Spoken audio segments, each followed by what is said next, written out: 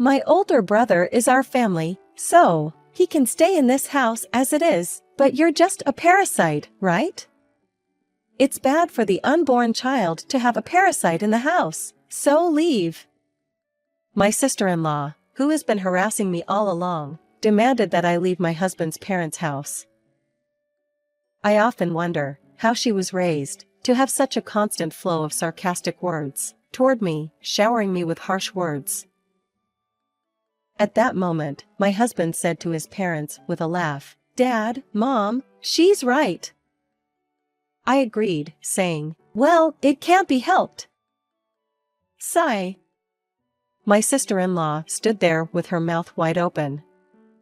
The truth she will learn later is that my name is Grace, I'm 30 years old, and I've been married to Liam, who is the same age as me, for 4 years. I work as a freelance video director, while Liam is a corporate employee at a large company. I had the opportunity to create image videos as part of Liam's company's business, and that's how we met. Currently, Liam and I are living with my husband's parents in their house. In the house, there is my husband's father and my husband's father's father, who is my grandfather-in-law. The family house was originally built by my grandfather-in-law, and my husband's parents used to live there. My husband's grandmother passed away before Liam and I got married. The reason for living together was that my grandfather-in-law needed care. My grandfather-in-law is 85 years old and still very energetic. His hobby is playing Go, a board game.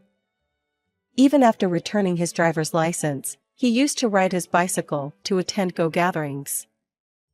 However, he fell on his way there and fractured his hip. As a result, he became physically disabled and required care. We assumed that my husband's parents would take care of my grandfather-in-law. However, they are self-employed and said they don't have time for that. Therefore, it was decided that my grandfather-in-law would move into a facility. My grandfather-in-law is understanding and agreed to move into the facility. However, it seems that my grandfather-in-law accidentally mentioned to Liam, his beloved grandson, "I actually want to stay in this house, where I have many memories." In fact, Liam has always loved his grandparents.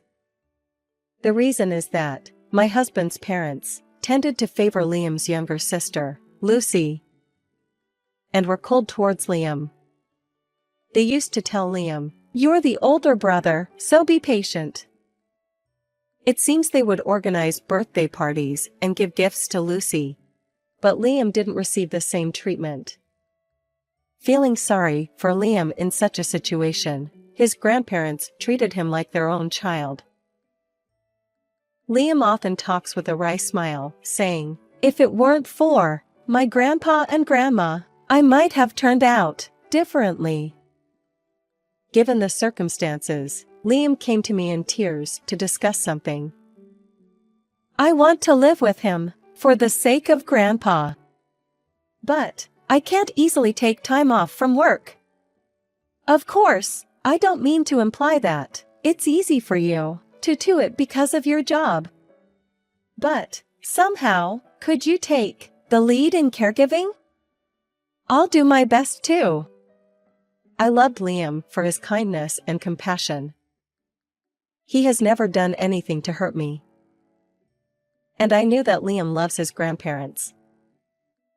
I wanted to fulfill the wish of the beloved Liam, so I agreed to live together. However, problems arose immediately after we started living together.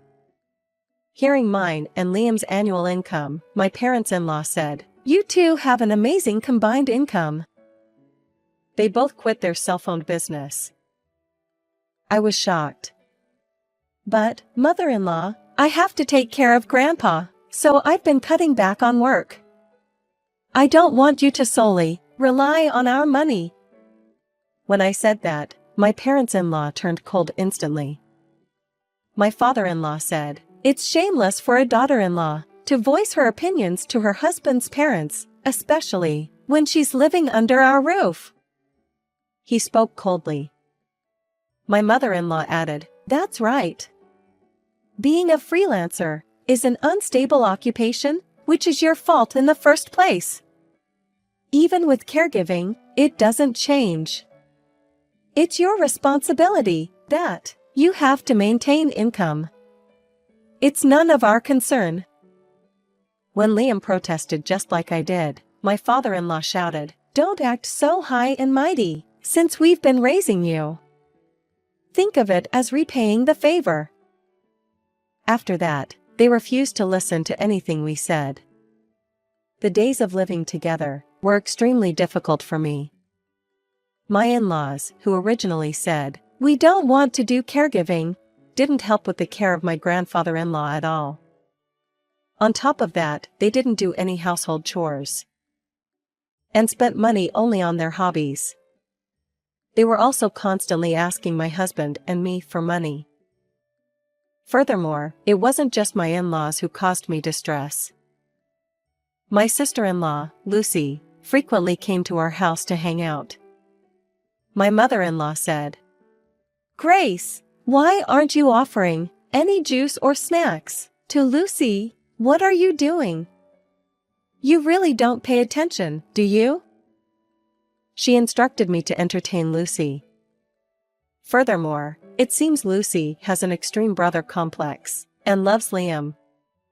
Because of that, she always takes a harsh attitude towards me.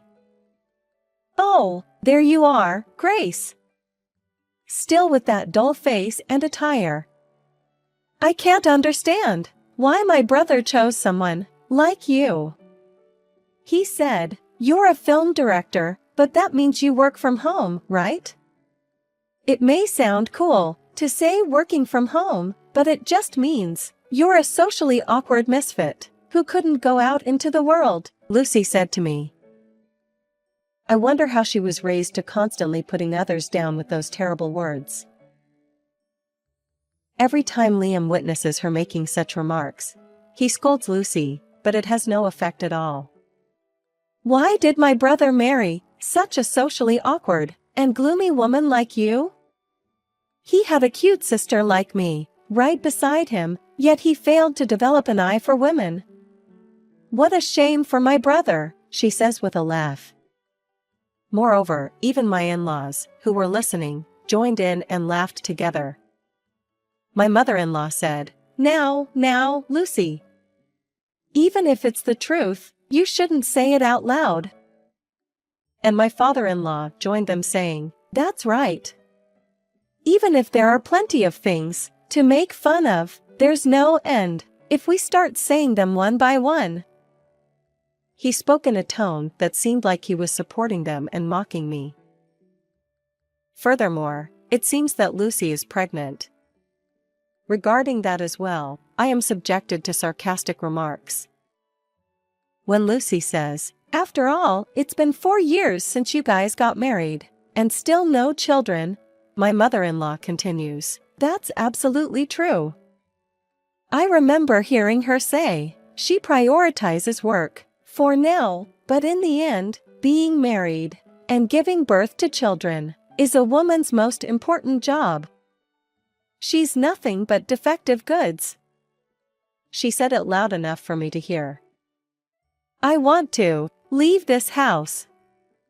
I can't even count how many times I've thought that. However, Liam always stands up for me and gets angry at my in-laws and Lucy. Moreover, Liam also works and is tired, but he says, "Grace, you must be tired from caregiving. Take a break for a while, I'll take over." He gives me time to sleep and takes care of the caregiving tasks and household chores that I couldn't manage. Watching Liam like this, I couldn't bring myself to say that I wanted to leave this house. Besides, I couldn't leave my grandfather-in-law behind, I thought. In this stress-filled life, the only healing time for me during the day, when Liam is not around, is having a long conversation with my grandfather-in-law. My grandfather-in-law is a very kind person, as Liam used to say he loves him so much. Unfortunately, he became unable to walk due to a bicycle accident. but his mind is very sharp. Being experienced, he shared many stories that were enlightening for work and taught me valuable lessons, as well as stories from Liam's childhood.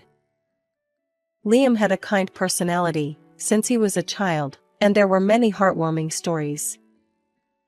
However, on a day when Lucy visited as usual, I was showered with cruel words from Lucy and my in-laws, and I felt like my mental state was collapsing. Furthermore, the harsh words from my in-laws and Lucy were not only directed at me. While I was caregiving for my grandfather-in-law, I could hear my mother-in-law from the next room saying in a loud voice, "It's shameless, isn't it? Wanting to be cared for at home. There's nothing more troublesome than an elderly person's selfishness." Lucy also said, "That's true. I heard that. Grandpa's in bad health condition, so I thought I could have his room," and laughed. I was hurt by the words directed at me, but it was even more painful to hear such words spoken to my kind-hearted grandfather-in-law. Seeing my face trembling with anger, my grandfather-in-law smiled and said, "Grace, forget about me." Tears started flowing uncontrollably from my eyes. I had tried to maintain a calm demeanor in front of my grandfather-in-law, but tears would flow without me realizing. My grandfather-in-law never asked, "What's wrong?"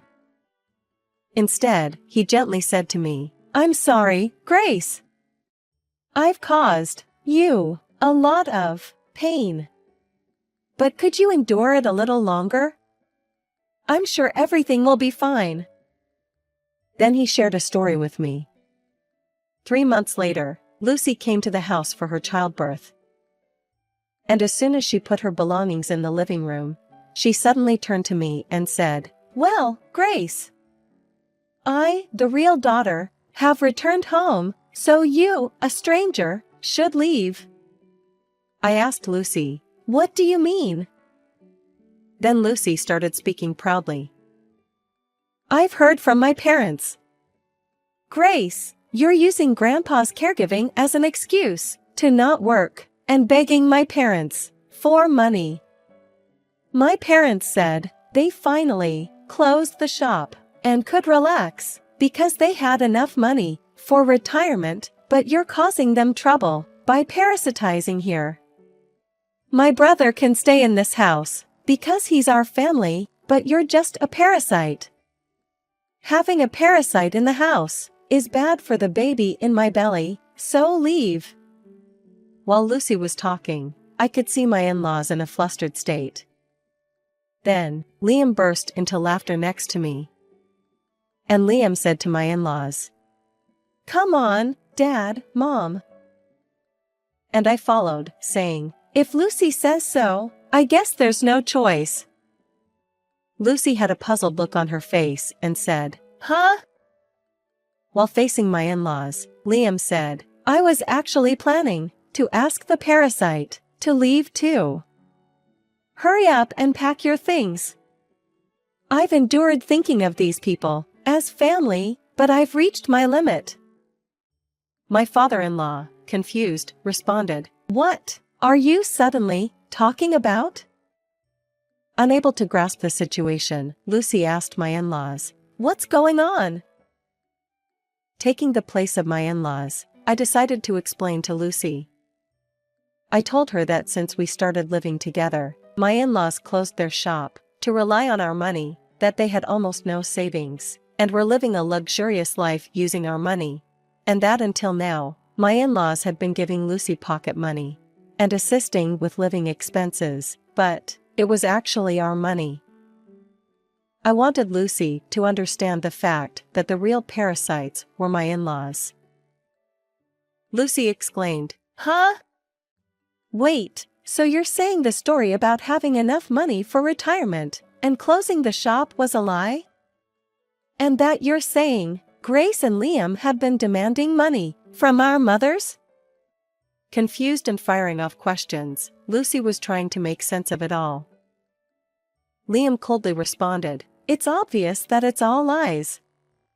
Not only are my parents despicable, but you're also despicable for believing those stories and harassing Grace every time you meet. I don't want to see any of you."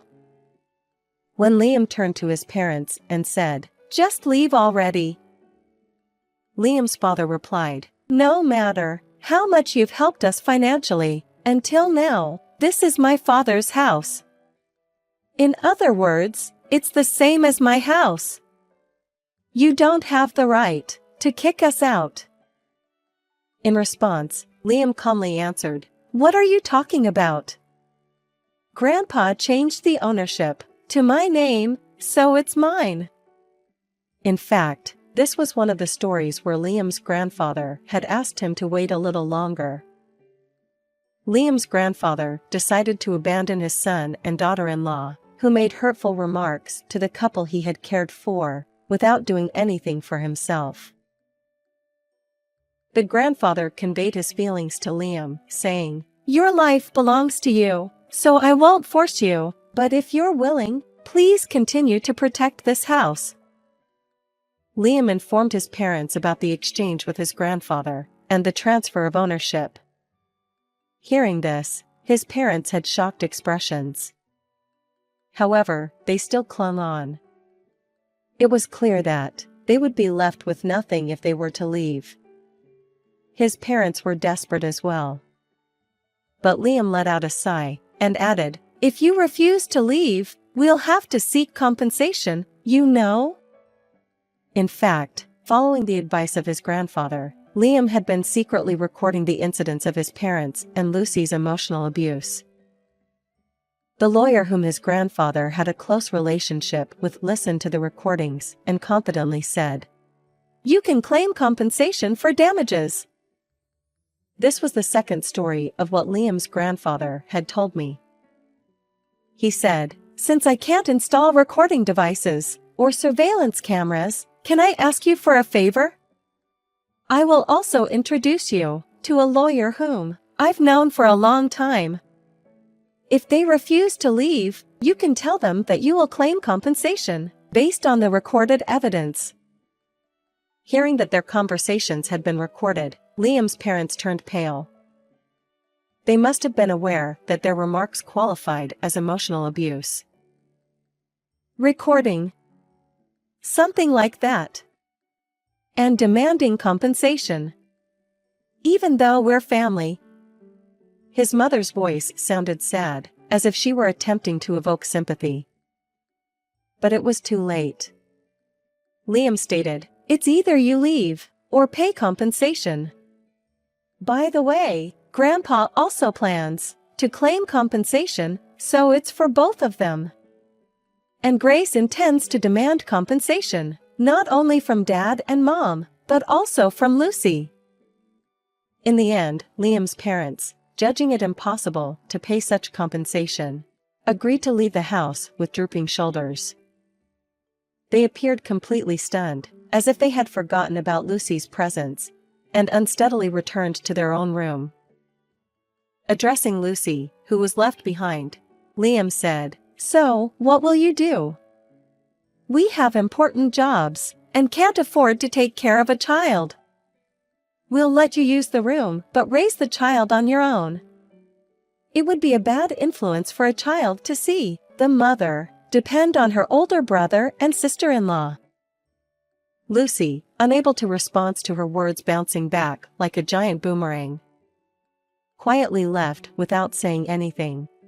It seems that in the end, Lucy ended up taking care of the child in the small apartment where Liam's parents moved in. However, Liam's parents started working as senior employees for their living expenses, leaving Lucy to handle the parenting alone. I had wondered what happened to Lucy's husband, but it turns out that he couldn't bear Lucy's habitual emotional abuse. During Lucy's pregnancy, he filed for divorce, and they are currently in the process of divorce mediation. I couldn't help but be astonished that she treated even her husband that way. Afterwards, the three of us, my husband, my grandfather, and I, have been enjoying peaceful days. I have grown accustomed to caregiving more than before, And I no longer need to endure the stress from my in-laws or Lucy. I work during the intervals of caregiving and have increased my work pace. So my income has reached a level similar to before. Liam seems delighted that he was able to protect his grandfather's house. IHE said, "It seems that for my parents, Ms. Esther was more important." It's the same for me. My grandfather was more important than my parents. And he showed me slightly lonely yet refreshed expression. We plan to continue living happily together. Since our lives have settled down, my husband and I have started discussing the possibility of having children. I look forward to the day when my grandfather can hold his great-grandchild.